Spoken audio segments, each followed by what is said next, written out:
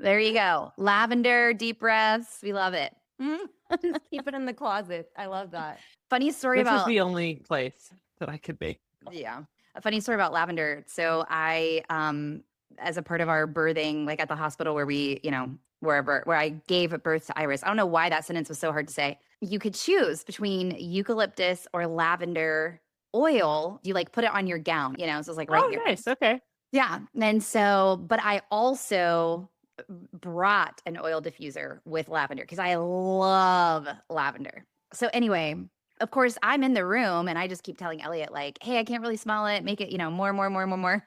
But everybody that was coming in the room was like, wow, lavender. So to this day, like 2 years later, Elliot cannot smell lavender. Like when he smells it, he's like, I'm good. Like, can we not?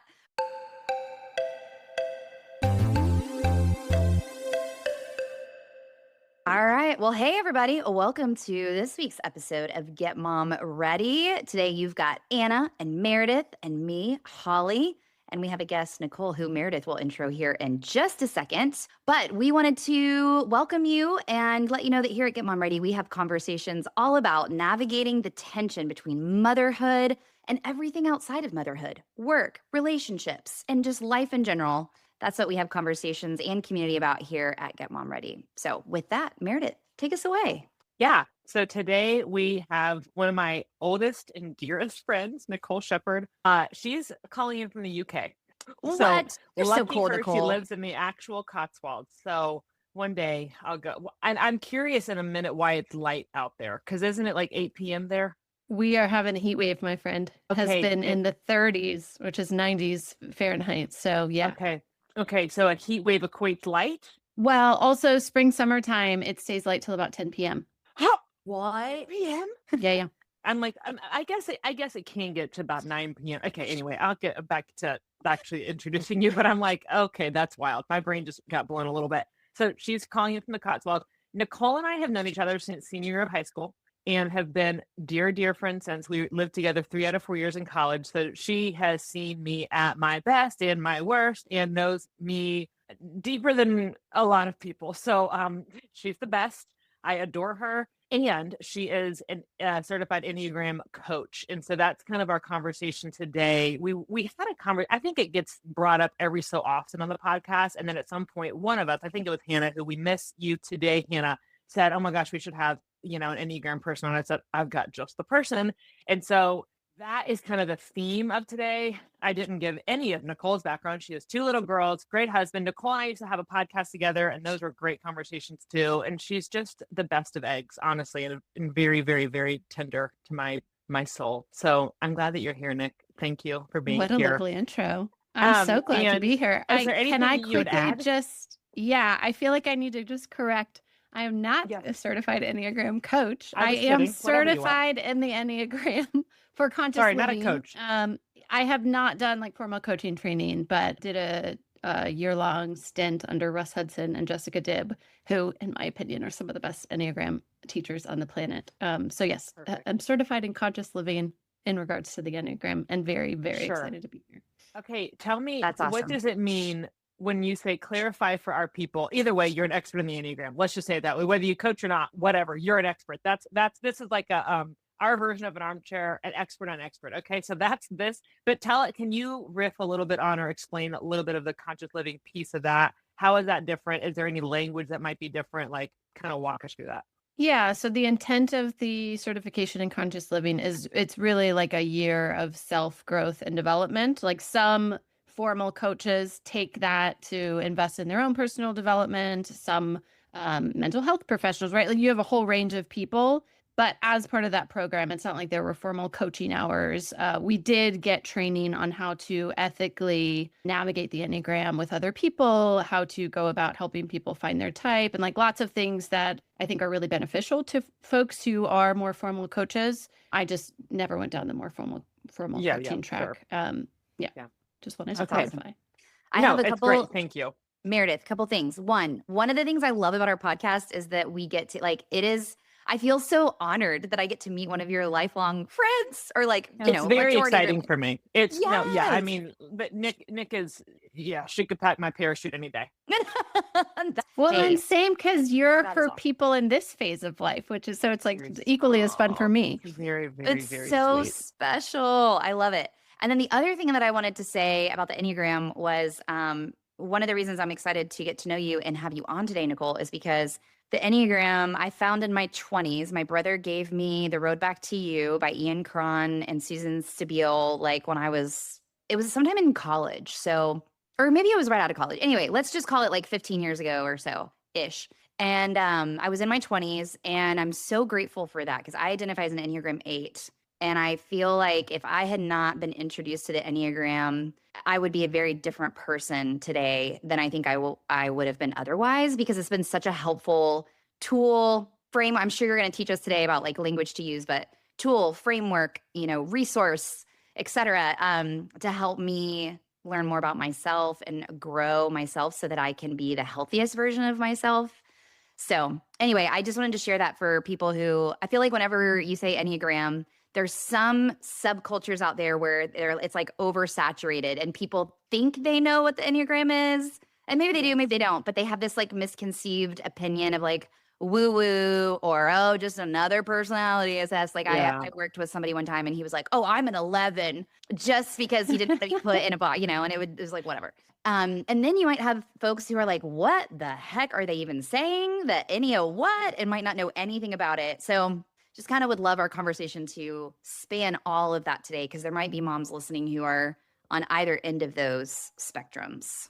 Yeah, it might be Yeah. helpful to start with like what it is and what it isn't. And even Nicole, any kind of reframes or helpful frameworks, like handles, if you will, to think about the Enneagram itself. And then obviously we can see wherever the conversation goes. But I think it would be interesting if at some point we kind of talk about how does this benefit us as individuals? How can it inform and impact the way that we show up fully for ourselves, for other people in our lives? How does it help us understand the world around us, ourselves, all that kind of stuff? Yeah, I can maybe share a couple of things and then we can sort of see where the conversation takes us from there. I think one thing that folks don't always realize is that the Enneagram, there's almost like two distinct parts of the Enneagram that have kind of gotten meshed into one. So the symbol itself, that like circle with the triangle with the different, it's like a hexad as well. That goes way back to a guy named Gurdjieff, who was a mystic and was all about his methodology. Was all around, he called it the fourth way, and it was about human consciousness and growth and development. But like that symbol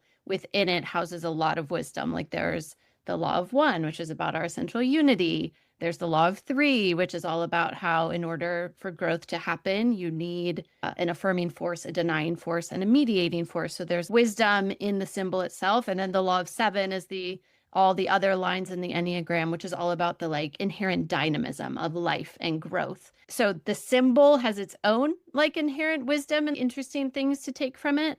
And then in the 80s, a couple of folks layered on what we think of as like the personality types and started to see how that basic symbol, and when you put them on in the right order, it actually opened up this whole realm of understanding about human behavior and patterns.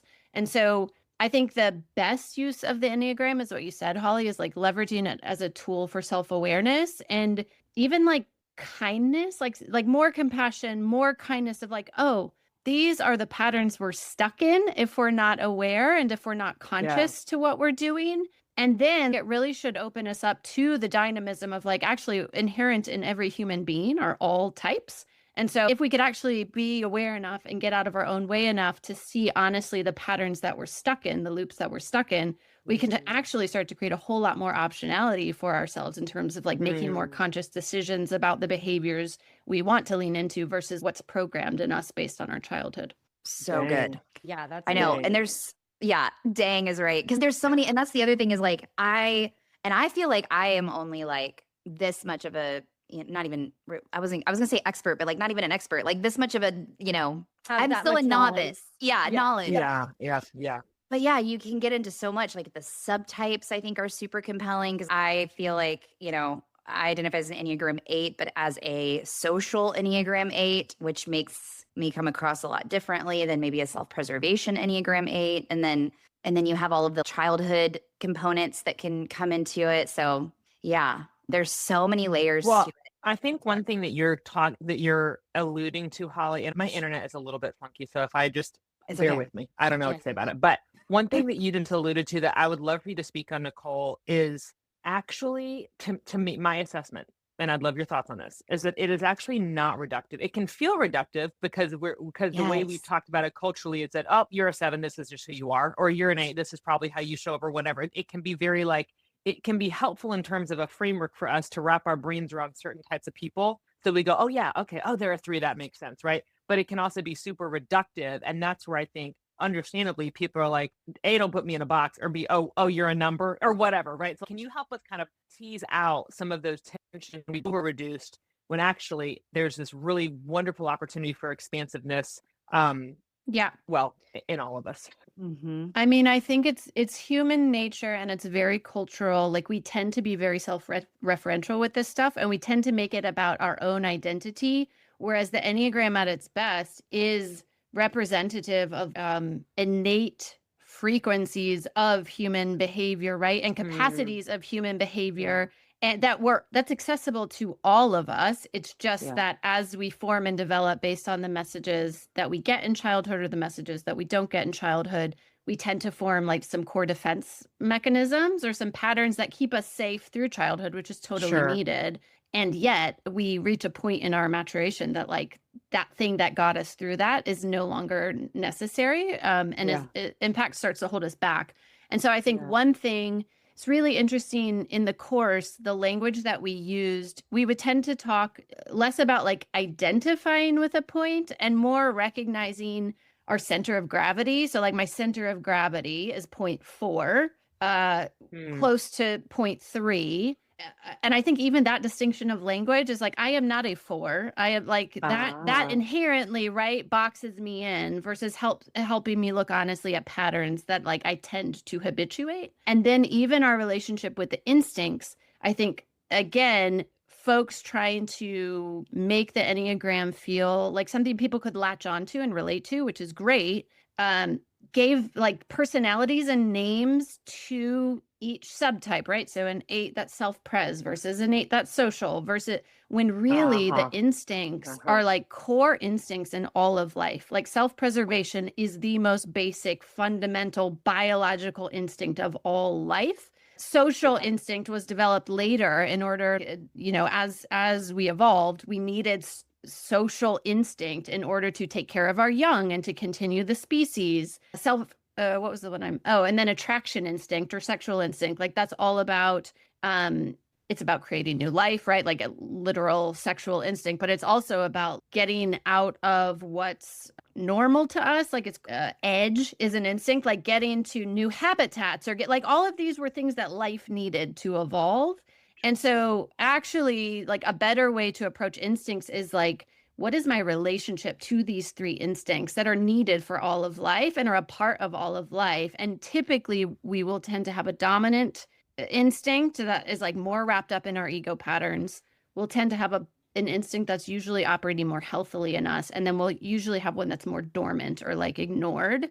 And actually, if we can start to look at those as like relationships and again dynamic relationships that we can like bring more awareness to and then work with in new ways, it's less about a type and it's more about like, oh, I know that my attraction instinct is dormant, so like it's really good and healthy for me to get out of my comfort zone or to do activities that bring us out of our comfort zone because my partner and I are both self-pres dominant, right? So we will prioritize structure and safety and like so it's really good for our family and our kids too if we're like, oh, let's go rock climbing today or like bust ourselves out of those innate habits because I would say, and this is the last thing I'll say, and then it's so much more interesting to have conversation, but like, where was I going with that? Balance is like the biggest tenet of the Enneagram, right? So like you have head types, you have heart types, you have body types. Those are, again, we all have heads, hearts, and bodies. Like there's no benefit to being a third of a human being. And so balancing the instincts, balancing the centers. Like I would say the biggest thing I walked away from this program was this concept of balance and intentional balance. Yes. Oh my gosh. I feel like even just hearing you share about your own family is unlocking things for for me. I was like, "Oh my gosh, I've never thought about this before." But like I'm a yeah, so like Enneagram 8 subtype social, which and tell me if I'm wrong with any of this, Nicole, but my understanding is like that means that so to use your language, like the instinct that I lean towards or naturally gravitate towards would be seeing the world through groups of people. My Yes. husband is an Enneagram 6, and I know 6, I think, is unique with the subtypes. But anyway, I bet that both of us are low on the attractional or sexual or intimate is another word I've heard because we both do like structure and what. So I'm like, oh my God. And we have talked about rock climbing literally since we were dating. Have we ever gone? No. And we have been married for 13 years this year. So anyway, I'm like, wow, I've never even thought about how the subtypes even would like I've just always thought like, oh, an 8 and he's a 6 and here's how we're different or the same. But like even those subtypes, you're unlocking for me how yeah, and even us like planning vacation, we sit down to have the conversation and then we're like, nah, like it's so hard for us to get out of our regular routines even though we want Yeah. to. So anyway, that even like that 60 seconds was gold for me personally. It sounds like that's going to be y'all's anniversary date this year. So Oh, get ready, book it now. yeah. Well, that's what's funny is we just did 2 nights away and it was like I didn't have a physical list, but in my brain, I told him on the drive there, I was like, hey, here's a couple things we need to make decisions on, which are fun things. Like both of them. One's a trip to Chicago with some friends. We just got to pick the dates. And the other one is this concert that it's like literally both of our favorite bands are playing together. We have had the conversation 3 times, but we can't, it's so hard for us to go from, that's a great idea. We should do that to like disrupting the Commit. routine, committing. Yeah. And like disrupting the routine of what we know every day and schedule and all the things. Oh, is that what because I'm like, I don't understand why, but that helps me because it bumps up against the structure and routine. Yes, because we are very like Huh. our days and weeks and our rrhythms are very structured and routined. Our day to Actually day kind of is like, surprises me about you a little bit. yeah. I think having I said the same thing, but I think having a kid, which I don't know if this has anything to do with the Enneagram, Nicole, but having a kid has definitely, I feel like I'm surprised how I thrive in routine. And when that routine is disrupted, I am super frustrated. I Probably 'cause do of think control. I love control as an Enneagram 8. And so if something disrupts my ability to control my day, not a fan.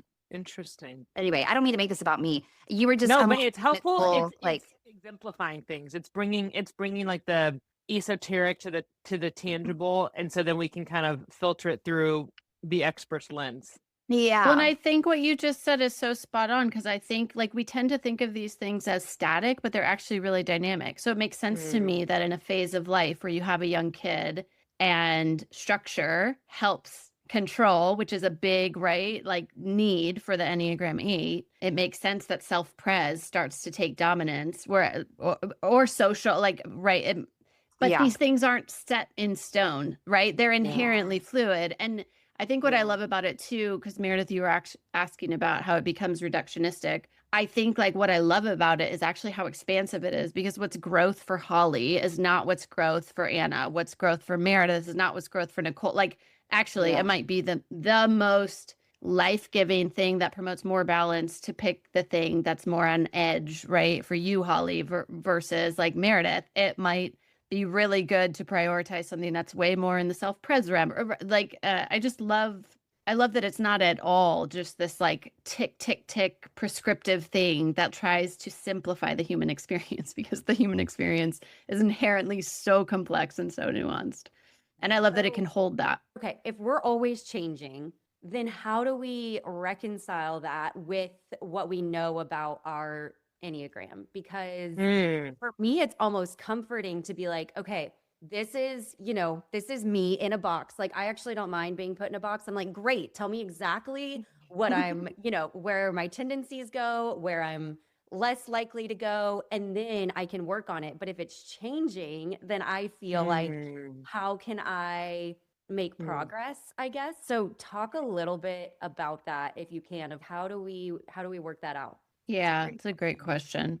I do think working with the Enneagram takes an immense commitment to like self-honesty and self-reflection, right? Because I do think it's generally well understood that our types, our core center of gravity doesn't really change over time. I think depending on the Enneagram teacher, they might say something different, but according to Russ Hudson, who has spent his life like dedicated to the study of this, our core type, actually, there's been a study, I'm going to blank on the guy's name, but they even did a study of infants, totally unrelated to the Enneagram. And we're just looking at like core essence types and personality structures. They found 9 core types through like years of study that map really interestingly to Enneagram. So there's a level That's of cool. nature, right? Like what you were inherently born in, essence is the word that Enneagram would use. Then there's personality conditioning, which is like that gets layered on top of essence to kind of form that core type. That probably is not going to change. Like from the time you're, I don't know, in your teens, and like that core structure exists. It's what got you through childhood. Those patterns are there. But then there's so much complexity within that. So depending on like every type has a range of health, right? So like highly healthy people, their behaviors look so different than folks who are, it's a 9-point scale, right? Who are like on the lower end of the health spectrum. So understanding where you are from a health perspective is really interesting to note. Understanding your relationship to these instincts is another layer that you can look at on top of. Also, like I was saying, the head center, the heart center, the body center, each type kind of has an inherent relationship to those different centers. And so knowing your type can help you understand, like for me as a 4, connecting to my body is almost always a good path towards like more presence, more self-awareness rather than running away with my emotions. For Meredith, I'm trying to think. So type 7, you're a head center, more driven by fear, right? So connecting with your heart, actually, I think is like recognized as like a path to growth for type 7. Also connected to each of that head, heart, and gut is like whether you're an anger-based type, a fear-based type, or a shame-based type. So even understanding that about yourself and then asking yourself, ooh, where is shame playing into this behavior? Yeah. So some of those core things remain the same based on your point, and those are great launching off points to look honestly at your behavior. But then all of it should be inviting you into playing in a space that maybe you don't normally play in. And that's where like real growth and like embodiment and presence comes from. I wonder, Anna, why do I want to oh, yeah, tear up when you talk about our essence? No, It's just, it makes me teary. That's all. do you think it's Well, like the essence of a 7, right? Joy and life. And I mean, it's good stuff. All the essence, like it's all such good stuff. Yeah, That's probably why. Do you think, Meredith, it's also being a mom and thinking about like your son's essence and like, yeah, I think the infant thing, I was like, oh, what is Ethan's essence? I mean, I could say, but like, I think the idea of essence just feels so very holy and tender and squishy, you know, in a good way, and very vulnerable. I feel teary, so I'm just going to talk through the tearies. I'll talk through the tears. I love it. Tender to think about your essence before protectors, to use IFS terminology, internal family systems, and to talk about and to think about your essence before messaging from the world or containers you use to protect yourself or messages you internalized or whatever. And it doesn't always have to be bad stuff. Let's be clear. It's not like, you know, I don't know. I'm not saying that whatever. I don't want to just focus on the bad parts of childhood. There's plenty of great stuff that still informs who we are, you know, from a nurture standpoint. But it's just interesting the things that start to inform and start to get layered upon your natural true essence. And sometimes that essence can get hidden, and it just feels so sad to me. But then you kind of think about peeling all that back, and you're like, who? And you know, Ian Cron said it's a beautiful phrase, I think. Who your essence is who you are before the world told you who you should be.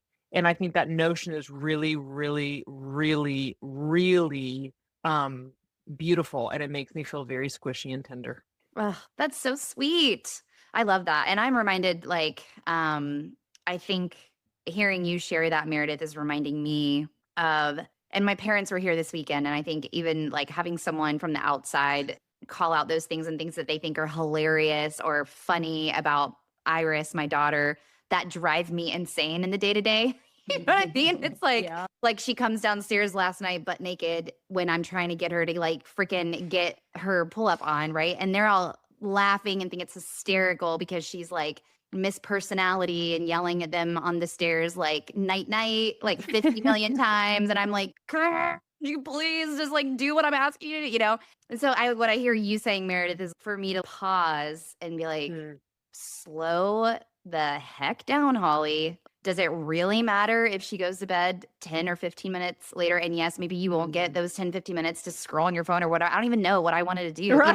Right. But just to stop and admire her essence in this moment that she is being herself. And, you know, so I need that constant reminder that it is squishy and beautiful because in the anger triad, my reaction to everything is irritation. That emotion is just always on the surface. So, I mean, same. yeah. I don't know how. I'm actually curious to dig into whether I'm. You said that sevens are fear. I remember that true of the six. Remember when I thought I was a six? How cute. I'm like, yeah. I mean, I am. I have a lot of that energy as well. But I'm like, I definitely go to anger too. So I don't know how that plays out or what that means. But I identify Holly, and then I'm like, just live with a low simmer of anger, and I could just pop. And I'm like, wow, not my best. You know what I mean? Yes, girl. Every day for me. Nicole Yes. told me. Yeah. How do we rationalize this, Nicole? And how do we kind of like, what are the patterns here that you're hearing that could apply to any mom or woman listening? It's like we're wrestling with how to protect our kids' essence, our own essence, using the Enneagram as a tool to do that. Like, what would you say are some things that we could think about or consider? I don't know, in this conversation. I think always coming back to the kindness and compassion piece. Like being a human is hard, whether you're little or whether you're grown up, and these patterns are so ingrained in us. So like if we're not using it as a tool for more kindness and compassion for ourselves and the people that we love, then we're probably not using it the way we're meant to use it. But then I also think some of the core, this law of three, right, is really interesting. And this idea of balance. And there's so many triads that show up in the Enneagram. So I think for me as a parent, and I try not to make assumptions about my kids' types at this point. They're 3 or 4 and 5. And like I definitely see things that give me signals of like places that might be their center of gravity. And I try to always, like for my oldest, she either comes from a place of anger or a place of shame. I can't tell which it is, but it really helps when I'm like really frustrated with a behavior. It helps to take a breath and to think like, oh, is shame driving this?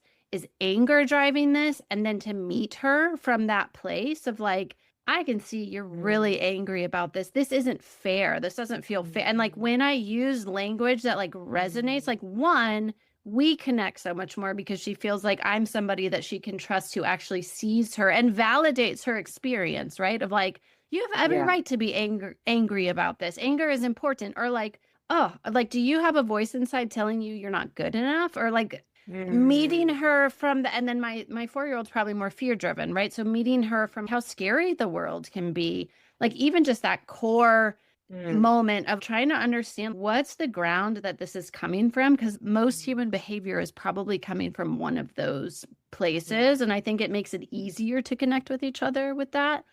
But then there's other triads right around like how people handle conflict. You have types that are more about positive outlook, types that are more about emotional realness, types that are more about like a concrete solution. All three of those things are needed to effectively navigate conflict. And so understanding, oh, in our mix of relationship, we bring these two things. Like my partner brings positive outlook and I bring emotional realness. We need to channel together the proactive solution in order to actually move forward. So things like that can be really helpful in relationship, like understanding the triads that are at play and how you can proactively bring balance to whatever's at play. I was so good. Ask too, about using it in marriage. And it sounds like kind of what you would say is not using just the basic numbers, but also using a lot of the other layers to figure out how to problem solve or the things that your pair might lack that you need to kind of bring in. Are there other tips or solutions that you have for using this as a tool in marriage? Compassion and kindness. Isn't that the answer to everything? It's like, oh man. Yeah. Especially I when think- Nicole too, I would also love to hear it because I don't know anything about your husband, but if your partner is not as into these things, I would be really curious, like, especially you as someone who went through a whole year of this, how do you, to Anna's question, approach that with, you have so much knowledge and he may or may not, I don't know him, but Yeah. yeah. I do think people generally love talking about themselves. So I feel like leading with curiosity, just asking questions from an attempt of genuinely like trying to understand better. So even when I was like deep diving into the instincts, because like each instinct also has 3 zones within it, and we have different relationships. It's like the depth that exists within each of these things is like almost unending. But when I was talking about like, oh, like I realized that I'm attraction like dormant probably. And like now I'm like trying to figure out what it looks like for me to bring that in more intentionally. And we started talking about him being more self-pres dominant and like what that looks like. And I feel like me giving a high level frame and not being all gung ho, but even just being like, ooh, this is something I'm learning about myself. And here's the way, even owning, like, here's the way I feel like it affects us negatively or the family system negatively. And like owning where like you could flex and learn from the other person. Cause I think that's the beautiful thing about the Enneagram. Every single point and every single center and every single instinct is good, right? Like it is a reality. It is a dynamism in the world that is needed, that is valuable. And I think the more we can see each other as invitations to like get a taste of those things that like don't come naturally to us, it just starts to become so much more interesting. So instead of me like digging in my heels and wishing he saw the world the way that I did, it's like, oh, like you see the world in a way that I don't. And like you have something to offer, a perspective that I can actually try on or learn from. And I think when both of us start to view each other in that way and approach each other in that way, it just like totally shifts the whole dynamic. That's so good. Yeah, that's awesome. But there has to be a willingness. And it also makes me think about, I don't know what this is in me. I'm always trying to like, not always, but I feel like a pattern of mine is to consistently try to preempt or avoid, imagine that, difficult people, difficult conversations, difficult circumstances. So I'm always trying to like navigate in my head, okay, how would I handle this? How would I engage with this type of personality? I'm always just, it's going to prevent me from joining like a PTA one day because I just don't want to be in the middle of any kind of drama or conflict. Like I just literally cannot at this point in my life. And it's because I just don't have the cojones. I just am like, I'm good. Thank you. I'll just turn into a dead bug. Y'all figure it out. I don't want to be disliked by anybody. I don't want to be thought of as too authoritarian or too whatever. No thanks. But it does make me think, Nicole, that in that kind of intimate setting, I know that that's your spouse is completely different from like Sally Sue on the PTA that you engage with once a month. But it makes me think about the idea of like where you are from a health perspective. Are you willing to take ownership? Is there a willingness to be like, gosh, I'm probably not leaning into my, I don't know, social instinct enough or whatever. Does that make sense? Like I think that's an interesting thing to contend with and to have to relinquish in some settings. But also, yes, if you want to be on the PTA, you shouldn't be on the PTA. Well, yeah, for sure. But I also will, if I'm not careful, I would let and I don't know if it's self-preserving. It's therapeutic language for me is that it's my self-preservation instinct completely taking over. And then I'm just like, you know what? I'm good. Thank you so much. Yeah. But what's interesting is I don't perceive you that way at all, Meredith. And my guess would be because you are someone who pursues health.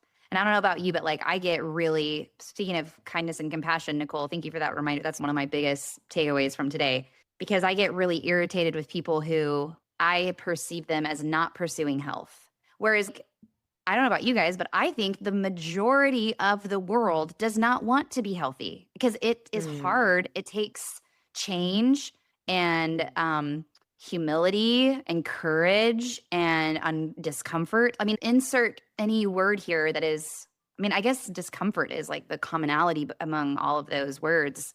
And most people, in my experience, this is maybe where I need to do some work, but like would rather stay comfortable than do the work to get healthy.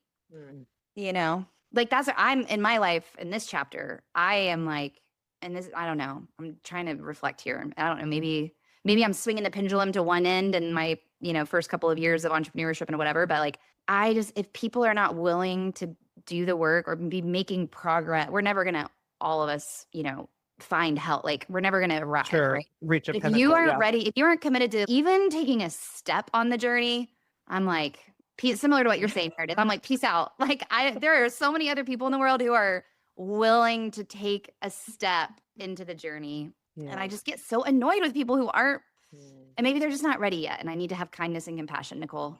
Yeah. I'd be curious, Nicole, what you're kind of hearing and what you can reflect back to us as somebody who is, I mean, honestly, Enneagram aside, Nicole, you have always been somebody who carries a lot of equanimity. And so I'm kind of curious for you if you're willing to put on a, I don't know, reflective coaching might be too strong of a word, but just a reflective hat. And then maybe help us think about how we can think about these things through a helpful lens. What's coming to mind, for better or for worse, I studied under a former monk, Jim Finley, who is now a psychotherapist for a 2-year course that I did. I spend my whole adult life just learning under So other people. awesome. Learning. But Learning. he is one of the most kind, compassionate, like being on the other side of Jim Finley, you feel an innate sense of your own value and worth. He's So cool. a wonderful person to be on the other side of.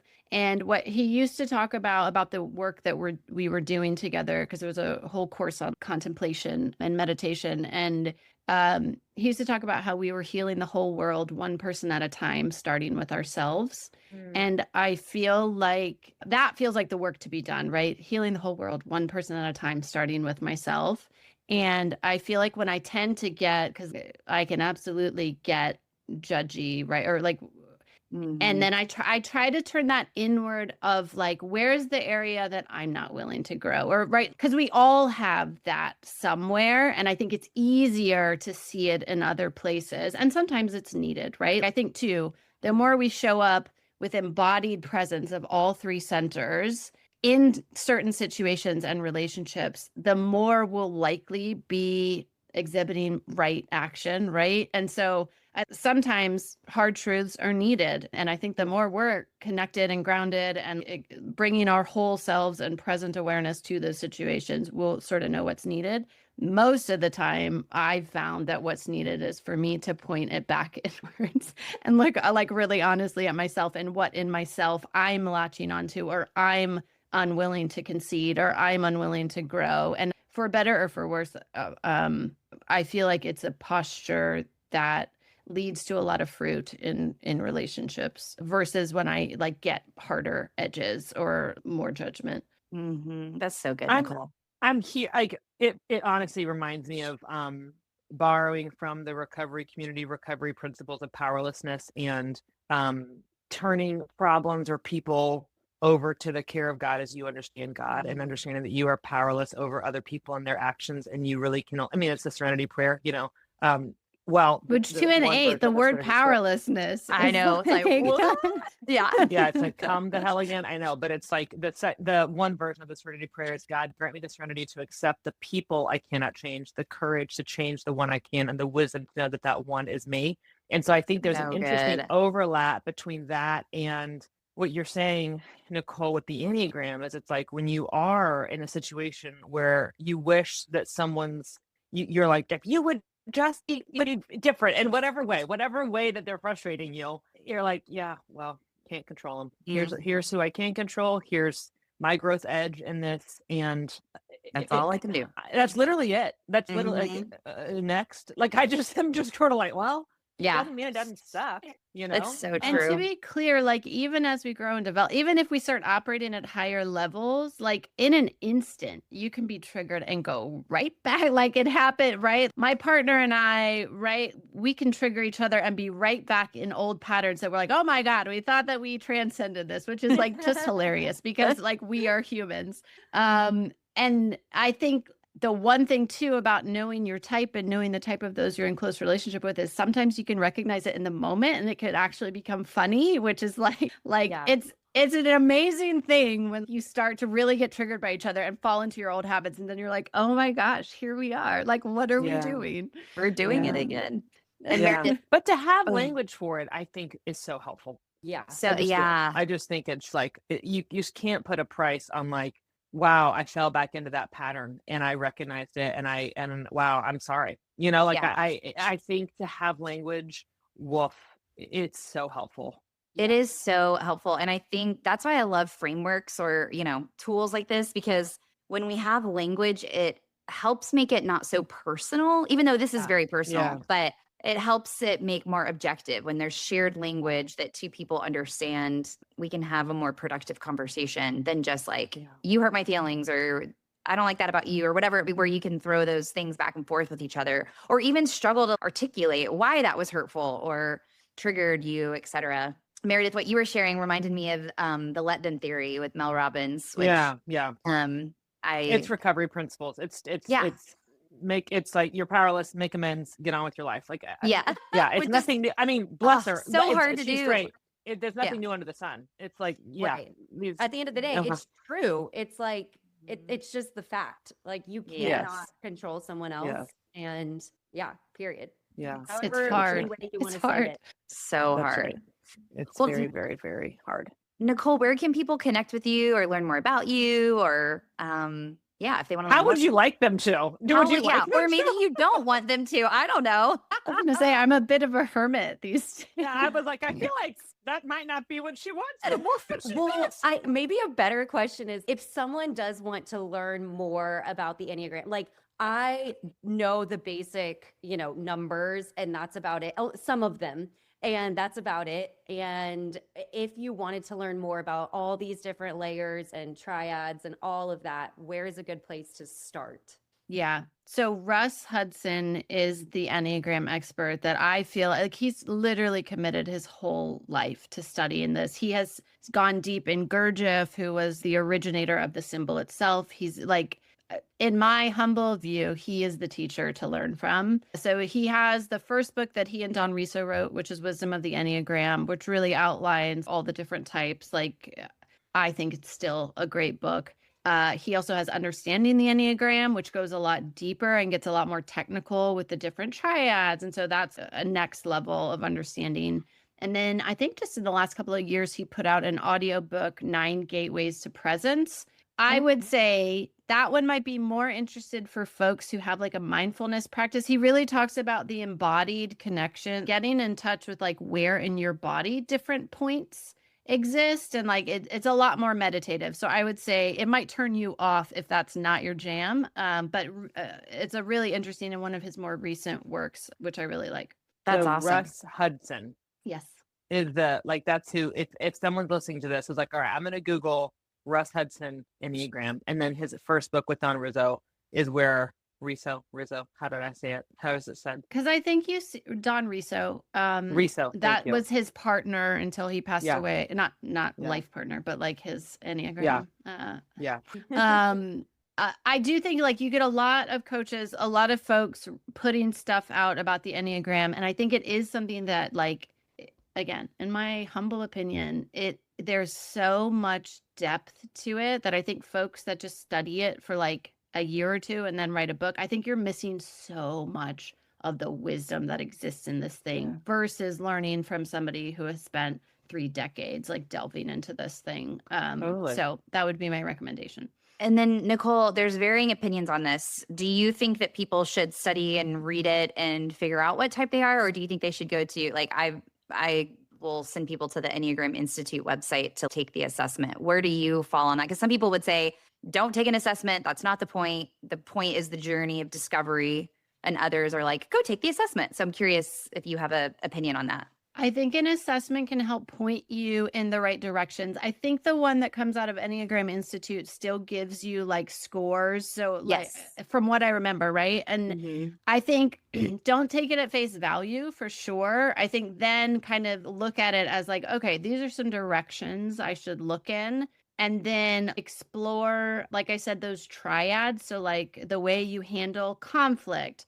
What's the other one that's really good? How you deal with conflict is your harmonic group. How you go after what you want. So are you more assertive? Are you more withdrawn? Are you more dutiful? That's your Hornavian group. Looking at those triads of behavior can be really helpful to help you suss out like, oh yeah, I'm definitely not a positive outlook type in conflict, so I can rule those out of there. Or like withdrawn, that's totally me. And so like, ooh, that tells me I should look at 4, 5, and 9 more closely. So I think that's kind of a nice cheat code, is looking at some of those triad groups to help you interrogate like what, and then look at the connected points. So every point has another point that it typically goes to in stress, and a point that it typically goes to in integration. And so looking at all of those connection points can help you really determine like, yeah, this is kind of the dance that I do. And be prepared that unless you're a 7, who like most 7s are happy to be 7s, they want to be 7s. Most of us others, when we find out our type, we're like, oh, I'm mortified that that is. So be prepared to like not be happy with the outcome, because if done well, unless you're a 7, it's usually a mirror that you're like, oh.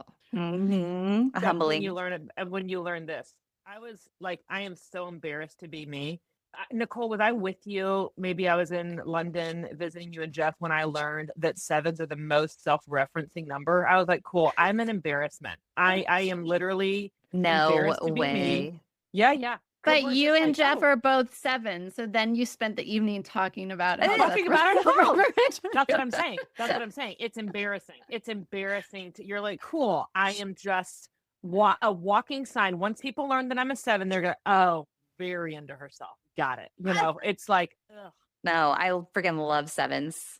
I have a 7 week, but I love their, you're the best. Okay, I also have a question before we wrap up. Nicole, if you're comfortable sharing, one of my favorite parts about our Get Mom Ready community is just hearing stories of moms. And like, I'm so curious, why do you live in the UK? If you don't mind sharing, like what brought you guys over there? Like, I'd be fascinated to learn that. So I used to work for an organization that was based in the UK, and my very first work trip, I came over to facilitate a workshop, and I called my partner my first time in London. I was like, we are going to live here one day. I don't know how, I don't know when, I don't know why, but it's going to happen. Like, get ready. Like something was just like sparked in my being of this is where I want to do life. We then tried to get transferred with that job for like 5 years, and it fell through every single time. And the week that we put a down payment on a house to like put roots down in Denver, I got a call with a job opportunity in London. And luckily we were able to get out of the house, but we made it happen. It's been 8 years and we have 2 British children later. That's so cool. They were both born there. Yeah, obviously they were both born there. Wow. That is awesome. That's really and they've cool. become like such a window into the culture that we didn't even get just like being over here on our own, like having them in the school system and now friends, and they're constantly correcting the words that I use for things like pants is underwear over here. Like anyways, I'm constantly saying things that embarrass them. It's hilarious. That is awesome. And then they're darling. Is it like, is your plan that like you guys will be there for as long as you can? Or do you have like a certain time frame of like, we want to be here until this time? Yeah, no, we've got our right to remain. We're eligible for citizenship. We just need to file the paperwork and pay the money. But the plan is to get citizenship. And we might do a stint back in the States as parents age, just because we want our kids to get that time with their grandparents. But then we plan to come back to the UK. So cool. I mean, they literally live in the Cotswolds, like rolling green hills. You guys, it's unbelievable. If you saw it, you'd be like, well, I guess we're all moving to the Cotswolds. It's stupid. It's literally stupid in the best way. That's so awesome. If you ever need a place to crash, if you're in the UK, you are welcome anytime. Get Mom Ready retreat. I think we know where to have it. Yeah.